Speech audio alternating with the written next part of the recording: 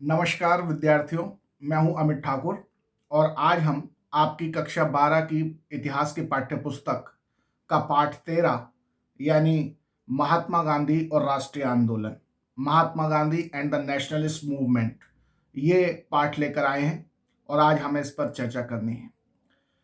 इस पाठ को प्रारंभ करते समय मैं आपसे एक छोटा सा क्विज खेलूंगा और वो ये कि मैं आपको कुछ महान नेताओं के जो अलग-अलग देशों के रहे हैं, उनके नाम बताऊँगा और आपसे पूछूँगा कि वो किस देश के हैं। तो क्या आप गैरिबॉल्डी को जानते हैं? वो किस देश के हैं? या आप जॉर्ज वॉशिंगटन को जानते हैं? वे किस देश के हैं? या आप हो ची मिन्ह को जानते हैं? वो किस देश के हैं? और क्या आप गांधी जी को जानते हैं? वो किस देश के हैं? तो मेरे ख्याल से ये जो आखिरी वाला जो प्रश्न पूछा गांधी जी का, उसे तो सब जानते हैं कि वो तो हमारे देश के हैं।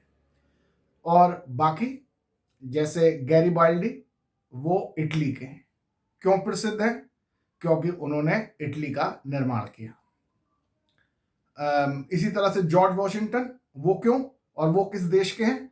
वो यूएसए के, संयुक्त राज्य अमेरिका के हैं और वो इसलिए क्योंकि उन्होंने यूएसए की स्वतंत्रता संग्राम में महत्वपूर्ण भूमिका निभाई। और इसी तरीके से हो ची मिन्ह, वो वियतनाम के हैं और उन्होंने वियतनाम के स्वतंत्रता संघर्ष की भूमिका निभाई। और गांधी जी, उन्होंने हमारे देश के राष्ट्रीय आंदोलन में बहुत महत्वपूर्ण भूमिका निभाई। तो आमतौर पर जो पहले इतिहास पढ़ने की जो प्रवृत्ति होती थी वो ये कि इन महान व्यक्तियों को अपने देश का राष्ट्रपिता कह दिया जाता था कि भाई ये ही हैं यहाँ के नायक, इन्होंने ही पूरा इनका आंदोलन, राष्ट्रीय आंदोलन चलाया, सफल बनाया, इनके देश को आजाद कराया। ये प्रवृत्ति रहती है ऐसी बातें कहने की और इसीलिए भारत में भी गांधी जी को राष्ट्रपिता कहा जाता है। राष्ट्रीय आंदोलन में वो जितने प्रसिद्ध थे और उनकी जो महत्वपूर्ण भूमिका थी, उसे देखते हुए उन्हें राष्ट्रपिता कहना कोई अनुचित बात भी नहीं है। राष्ट्रपिता उन्हें सबसे पहले सुभाष चंद्र बोस ने कहा था, तो ऐसी कोई अनुचित बात भी नहीं है क्योंकि वो काफ़ी प्रसिद्ध रहे और उन्होंने देश के जो स्वतंत्रता आंदोलन है, राष्ट्रीय आंदोलन है, उसमें बहुत अग्रणी भूमिका निभाई। लेकिन हमारी जो एनसीईआरटी की जो किताबें हैं, वो नए प्रकार के इतिहासकारों ने, हिस्टोरियंस ने लिखी है, जिन्हें कहते हैं सबाल्टर्न हिस्टोरियंस, उपाश्रयी जो इतिहासकार हैं। इन इतिहासकारों का यानी सबाल्टर्न हिस्टोरियंस का हमेशा से ये मानना होता है कि कोई भी व्यक्ति, कोई भी नेता महान नहीं होता, महान होता है समाज। और परिस्थितियों के हिसाब से जब जरूरत पड़ती है तो समाज अपने में से ही एक व्यक्ति को आगे कर देता है, वो नेता बन जाता है। वास्तविक शक्ति समाज के पास ही होती है और वो नेता केवल उसको संचालित करता है। ये एक बहुत महत्वपूर्ण कोट जो आपकी किताब में है, मैं वो पढ़ना चाहूंगा। कोई व्यक्ति चाहे कितना ही महान क्यों ना हो, वह ना केवल इतिहास बनाता है बल्कि स्वयं भी इतिहास द्वारा बनाया जाता है। और इसी तरह से एक और बात कही है, वो है कि चाहे कोई भी ये महान व्यक्ति हो, चाहे वो हो ची मिन्ह हो, चाहे जॉर्ज वॉशिंगटन हो, चाहे गैरिबॉल्डी हो या स्वयं महात्मा गांधी हो, इन सभी का राजनीतिक जीवन व्रत उस समाज ने ही संवारा और नियंत्रित किया है जिस समाज में वे रहते थे। तो कहने का मतलब ये है कि जो हमारे सबाल्टर्न हिस्टोरियंस हैं, उनका मानना ये है कि कोई भी व्यक्ति अपने आप में महान नहीं होता और सारी महानता, सारी शक्ति, सारा प्रभुत्व समाज में होता है। समाज को जब जरूरत पड़ती है तो एक वैक्यूम, एक निर्वात पैदा होता है और उस निर्वात को भरने के लिए समाज अपने में से ही एक व्यक्ति को निकालकर आगे बढ़ाता है और वो नेता बन जाता है। तो जिन व्यक्तियों को, जिन नेताओं को हम महान कहते हैं, उन्हें वास्तव में परिस्थितियों ने महान बनाया है। ये इस सबाल्टर्न हिस्टोरियन का मुख्य थीम रहती है, मुख्य इनकी जो मैसेज रहता है। तो इसी दृष्टि से हम इस पाठ में महात्मा गांधी को पढ़ने जा रहे हैं। इस पाठ में जो मुख्य, अगर हम इसको बांटें विभिन्न वर्ग भागों में कि इस पाठ में हम क्या क्या पढ़ेंगे, तो सबसे पहले तो हम इसमें एक चीज पढ़ेंगे और वो है कि 1915 से 1948, 1915 से 1948 की जो अवधि है उसमें गांधी जी भारत में रहे तो किन किन गतिविधियों में वो शामिल रहे, उन्होंने क्या क्या काम किया, एक तो इस पर हमारी नजर रहेगी इस पाठ में। दूसरी बात हम इस पर यह देखेंगे कि भारतीय जनता के विभिन्न वर्गों के साथ गांधी जी का संपर्क किस प्रकार का रहा, उसका विश्लेषण करेंगे। और फिर एक और बहुत महत्वपूर्ण बात देखेंगे कि इस दौरान उनके द्वारा प्रेरित और उनके नेतृत्व में किए गए जितने भी जन संघर्ष थे, पॉपुलर रेजिस्टेंस थे, उनका भी विश्लेषण करेंगे हम इस पाठ में। और अंत में हम एक बहुत ही महत्वपूर्ण काम करने जा रहे हैं और वो ये कि हम उन स्रोतों की पड़ताल करेंगे, उन सोर्सेस को एनालाइज करेंगे जिनसे हमने गांधी जी के जीवन चरित्र को और उनके जो घटनाएं हैं, जो उनका राजनीतिक करियर है, उसको हमने रिकंस्ट्रक्ट किया है और उस समय के इतिहास को हमने पुनर्निर्माण किया है।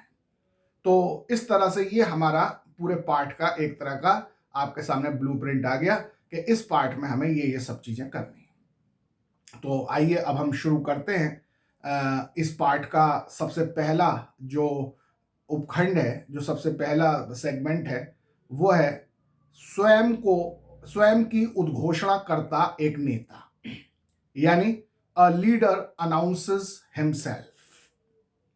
तो इस सेगमेंट में हम प्रारंभिक गतिविधियों पर नजर डालेंगे कि जब गांधी जी भारत आए तो प्रारंभ में उनकी किस किस प्रकार की गतिविधि थी और वो कैसे कैसे भारतीय राजनीति में, भारतीय राष्ट्रीय आंदोलन में शामिल होते चले गए।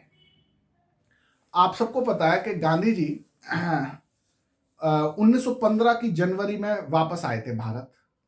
उससे पहले लगभग 20 साल वो विदेश रहे, ज्यादातर दक्षिण अफ्रीका में उनका समय बीता। और उसके बाद बहुत समय बाद, यानी लगभग 20-22 साल बाद, वो 1893 में वास्तव में उन्होंने भारत छोड़ दिया था। उस दौरान उन्होंने कुछ समय वो इंग्लैंड रहे, फिर ज्यादातर समय वो दक्षिण अफ्रीका में रहे। तो यानी लगभग उन्हें भारत छोड़े 20-22 साल हो चुके थे और इतने लंबी अवधि के बाद वो वापस भारत आए हैं 1915 की जनवरी में। और अब उनको भारत की गतिविधियों में, भारत की परिस्थितियों में, भारत की राजनीति में, भारत के राष्ट्रीय आंदोलन में शामिल होना है। लेकिन हमें यह देखना है, इस पर बहुत संक्षिप्त सी नजर हम डालेंगे कि गांधी जी जब दक्षिण अफ्रीका रहे तो दक्षिण अफ्रीका के उनके प्रवास ने उनके व्यक्तित्व पर क्या प्रभाव डाला। इस पर एक बहुत प्रसिद्ध इतिहासकार हैं और उनका नाम है चंद्रन देवनेसन। चंद्रन देवनेसन। तो इन चंद्रन देवनेसन ने तो एक बहुत ही महत्वपूर्ण बात कही है गांधी जी के दक्षिण अफ्रीका के प्रवास के बारे में। उन्होंने कहा कि यह दक्षिण अफ्रीका ही था जिसने गांधी को महात्मा बनाया। यानी दक्षिण अफ्रीका के अपने प्रवास के दौरान ही उन्होंने वो क्वालिटीज, वो गुण, वो विशेषताएं अर्जित की जिनकी वजह से आज हम उनको महात्मा कहते हैं। इस बात को इंग्लिश में उन्होंने कैसे कहा? South Africa was the making of Mahatma. तो हम एग्जाम में आपसे ये भी सवाल आ सकता है कि दक्षिण अफ्रीका ने ही गांधी जी को महात्मा बनाया। व्याख्या कीजिए, कैसे बनाया भाई महात्मा? तो कई ऐसी बातें गांधी जी ने दक्षिण अफ्रीका के अपने प्रवास के दौरान सीखी, करी, जिनकी वजह से वो महात्मा बने। सबसे पहली महत्वपूर्ण बात जो उन्होंने अपने दक्षिण अफ्रीका के प्रवास में सीखी और जिसको अमल में लाए, वो था हमारी जिसे हम कहते हैं सत्याग्रह और अहिंसा।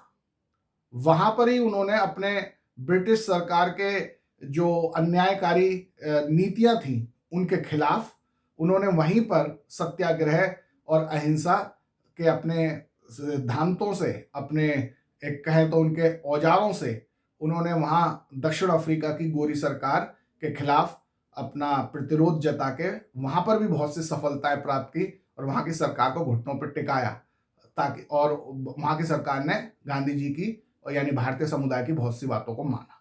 तो एक तो ये जो सत्याग्रह जो भारत में भी लेके आए और जिसका बहुत सफल प्रयोग उन्होंने भारत में किया, तो वो सत्याग्रह और जो अहिंसा का जो औजार था, जो हथियार था, वो उन्हें वहीं दक्षिण अफ्रीका से मिला, वहीं उन्होंने अर्जित किया, वहीं उन्होंने उसे निर्मित किया।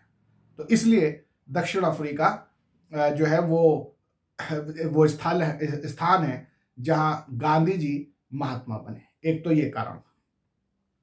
दूसरा कारण यह था कि दक्षिण अफ्रीका में भारतीय समुदाय के हिंदू, मुस्लिम सभी वर्गों के लोग वहां रहते थे। तो दक्षिण अफ्रीका में ही गांधी जी ने सबके बीच एकता स्थापित करने का काम भी किया। सब सारे समुदायों को एक साथ लेकर मिलकर चलने का भी उन्होंने रणनीति बनाई, वो काम किया। तो इससे उनको विभिन्न समुदायों में, विभिन्न वर्गों में एकता स्थापित करने का अनुभव भी हो गया, वो योग्यता भी उनमें आ गई और जिसका प्रयोग उन्होंने भारत में आकर भी किया और उसका बहुत सफल प्रयोग किया।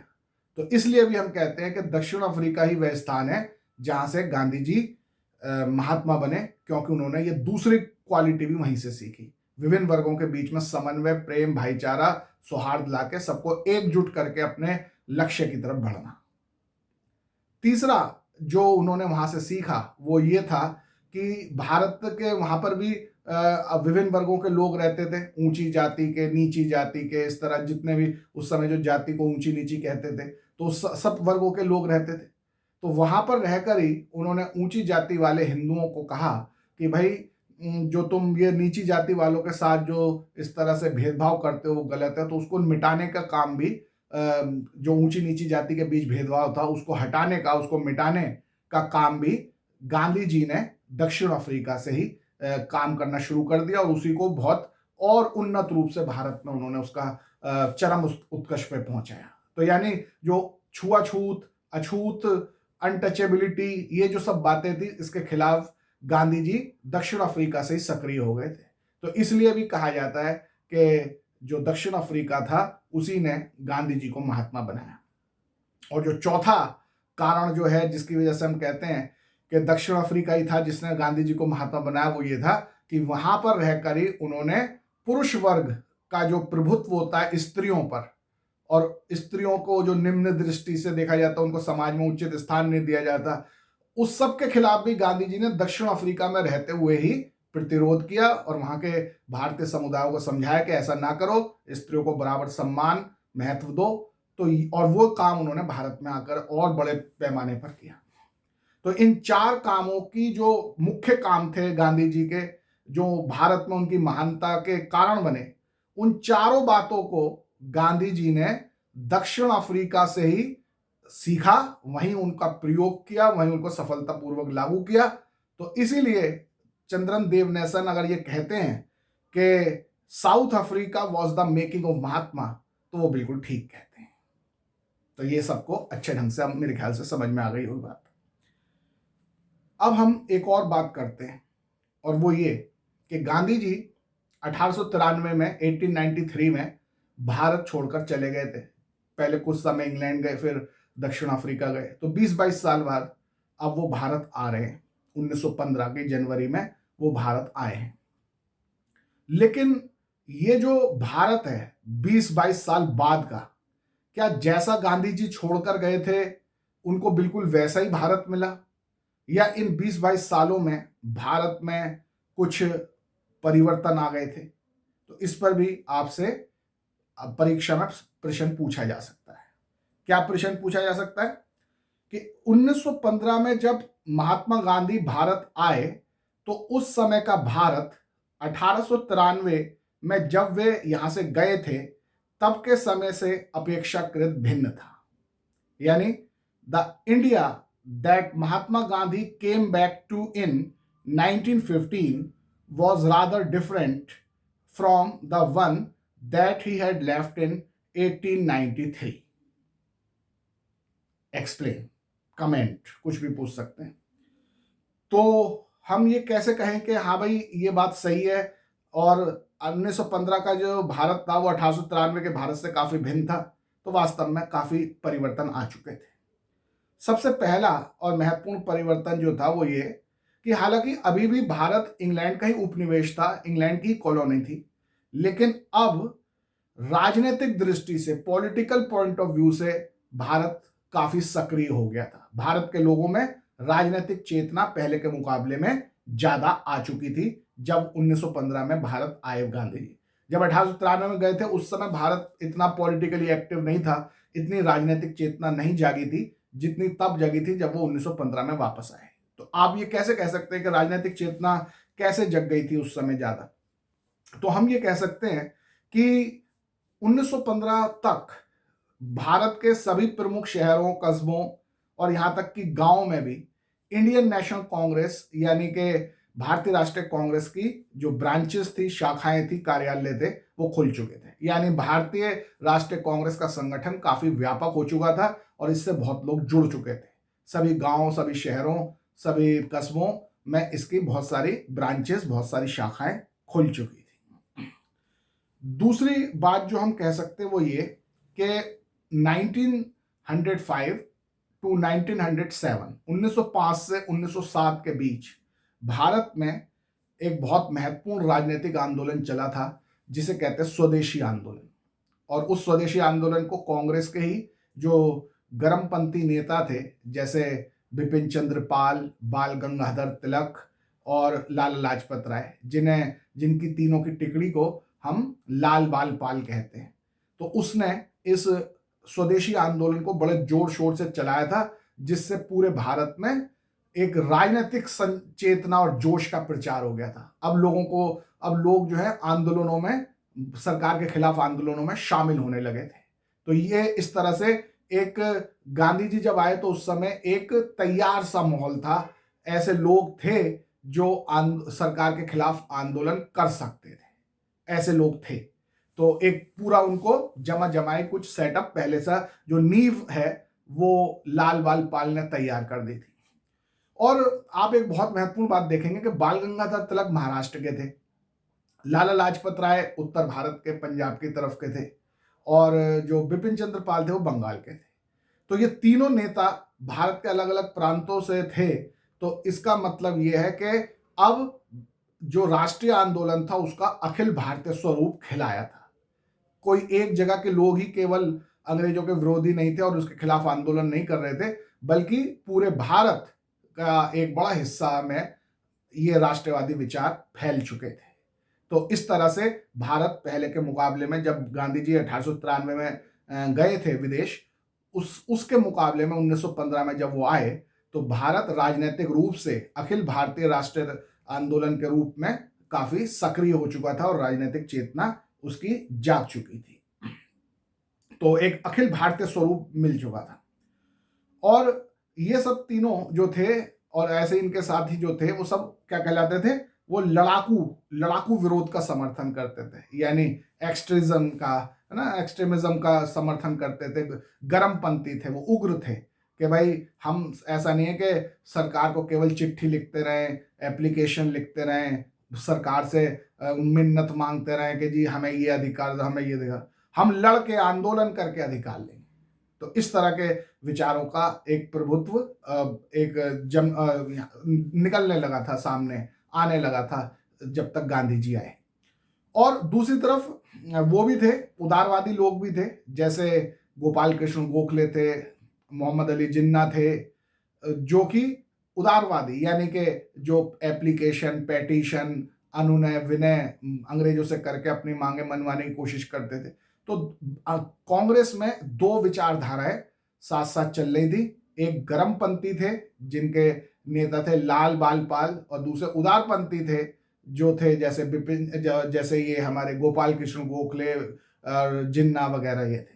जिन्ना भी गुजराती मूल के ही थे गांधी जी की तरह के, और वो भी ब्रिटेन में बैरिस्टर यानी कानून की पढ़ाई करके आए थे, और वो भी उस समय उदारवादी थे और कांग्रेस के ही सदस्य थे।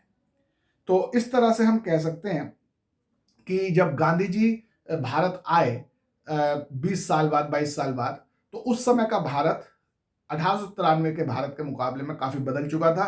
राजनीतिक चेतना जाग चुकी थी, आंदोलन करने की जनता के लिए जनता अभ्यस्त हो गई थी और कांग्रेस का संगठन पूरे भारत में लगभग फैल चुका था और एक अखिल भारतीय स्वरूप राष्ट्रीय आंदोलन का उभरने लगा था।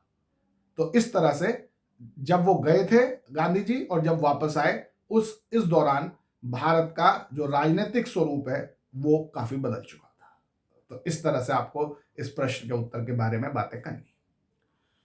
अब जब 1915 में गांधी जी आए तो उनके जो राजनीतिक परामर्शदाता या जिसे हम कह सकते हैं पॉलिटिकल मेंटर या राजनीतिक गुरु जो थे वो गोपाल कृष्ण गोखले थे। यानी वो उनसे सलाह लेकर, उनकी बातों को सुनकर भारत की राजनीति में आए थे, आना चाहते थे, तो उनसे सलाह लेते थे, उनसे सीखते थे।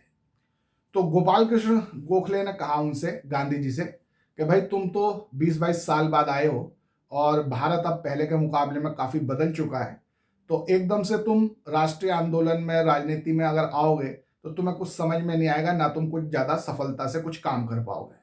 तो कम से कम 1 साल तुम अभी किसी राजनीतिक गतिविधि में शामिल मत हो, बल्कि पूरे भारत की सैर करो, भारत का भ्रमण करो, देखो, भारत की असली दशा को अपनी आंखों से देखो कि लोग किस हाल में रह रहे हैं, लोगों की समस्याएं क्या हैं, किस प्रकार से गांव में, शहरों में लोगों का जीवन है, उनकी आदतों, उनकी संस्कृति, उनके सामाजिक रीति रिवाजों को दोबारा से ध्यान से समझो और जब आप उनके बारे में अच्छी तरह से समझ जाओ तब आप राष्ट्रीय आंदोलन में आओ। ये किसने कहा? गोपाल कृष्ण गोखले ने। किसे? गांधी जी को ये सब सलाह दी। तो गांधी जी ने उनकी सलाह मानी और वो 1 साल उन्होंने भारत का अलग अलग जगहों पे जाके भ्रमण किया। फिर आया फरवरी 1916। ये वो दिन था या ये वो अवसर था, ये वो समय था जब गांधी जी की पहली पब्लिक अपीयरेंस यानी कि सार्वजनिक उपस्थिति दर्ज हुई। और ये वो समय था जब बनारस में बनारस हिंदू विश्वविद्यालय का उद्घाटन हो रहा था। बनारस हिंदू विश्वविद्यालय भारतीय लोगों के द्वारा पैसा इकट्ठा करके अपनी प्रतिभा द्वारा स्थापित किया जाने वाला एक राष्ट्रीय शिक्षा देने वाला एक राष्ट्रीय विद्यालय था। और इसके जो प्रणेता थे, जिन्होंने ये सारा प्रयास किया, जगह जगह से पैसे इकट्ठे किए, प्रयास किया और बनारस हिंदू विश्वविद्यालय की स्थापना की, तो वो थे मदन मोहन मालवीय। तो उसके लिए उन्होंने जगह जगह से चंदा इकट्ठा किया था, सब लोगों से किया था। तो आज जब वो जो फरवरी 1916 में अब ये विश्वविद्यालय बन के तैयार हो गया था और अब इसका उद्घाटन करना था, तो ये बड़े राष्ट्रीय गौरव की बात थी कि भाई भारतीय उद्यमिता से, भारतीय प्रयासों से, भारतीय धन से ये जो विद्यालय है, विश्वविद्यालय, वो खुल रहा है। तो इसका उद्घाटन बड़े जोर शोर से, बड़े अच्छे ढंग से किया जाना तय हुआ। तो देश भर के बड़े बड़े लोगों को, बड़े बड़े नेताओं को इसके उद्घाटन अवसर पर बुलाया गया।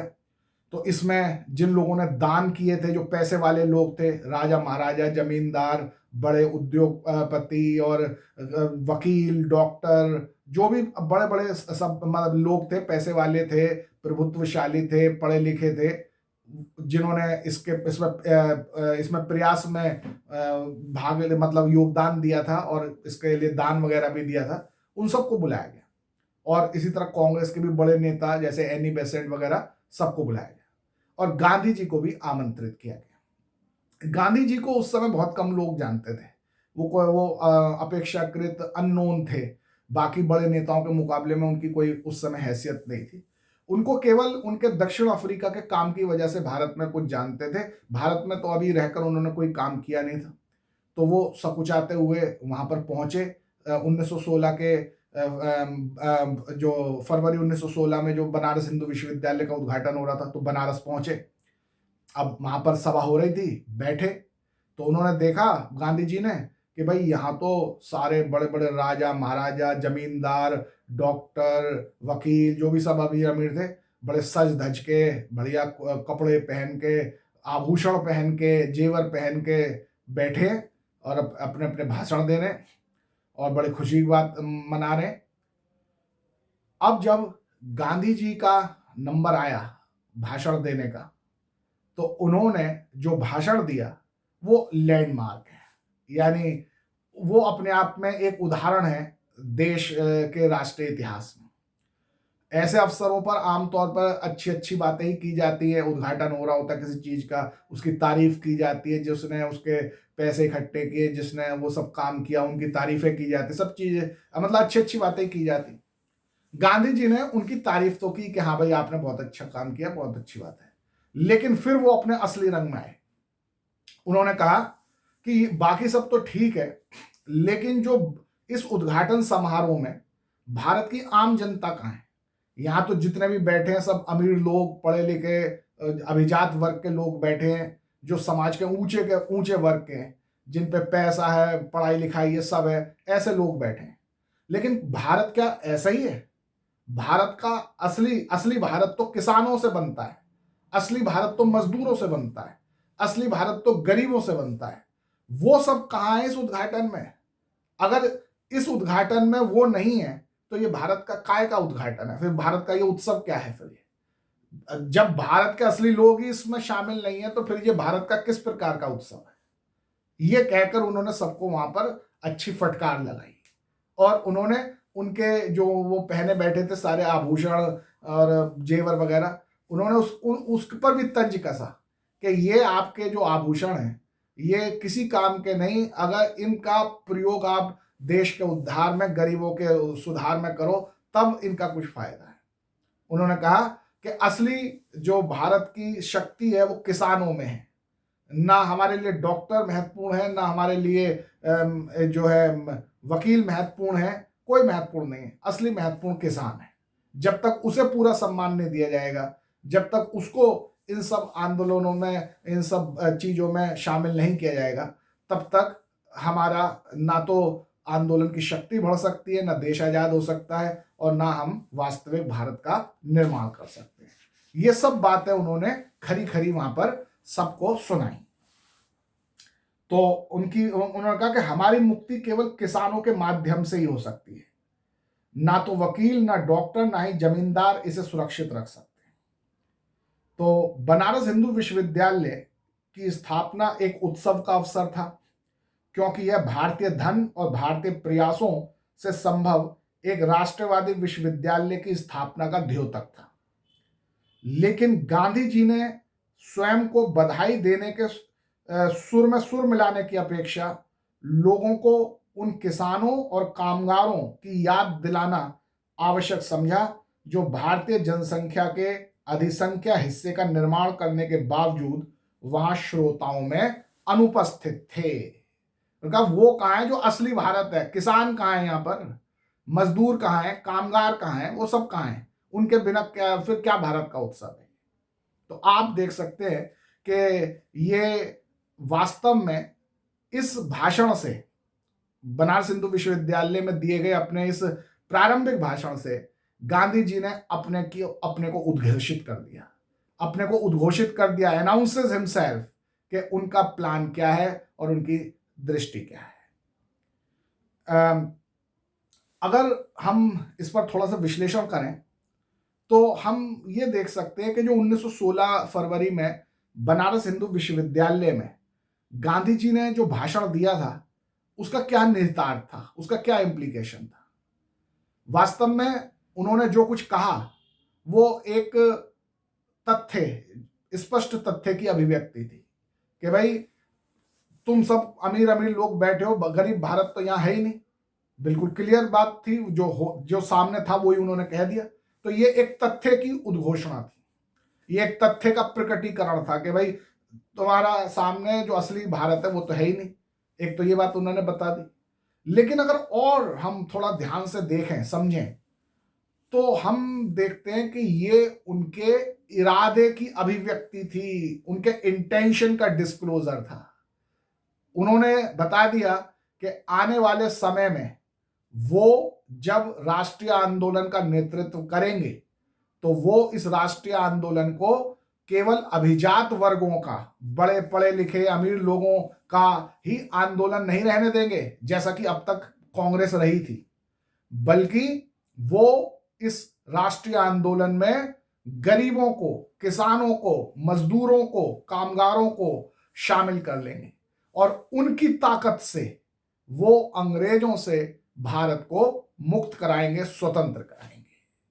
तो 1916 का ये जो भाषण है बनारस हिंदू विश्वविद्यालय में जो गांधी जी ने दिया है, वो अपने आप में एक लैंडमार्क है जो उनके आने वाले प्लान का उद्घोषणा कर रहा है कि जब वो राष्ट्रीय आंदोलन की कमान संभालेंगे तो उनका नेतृत्व किस प्रकार का होगा और वो इस राष्ट्रीय आंदोलन को किस स्वरूप में चलाएंगे।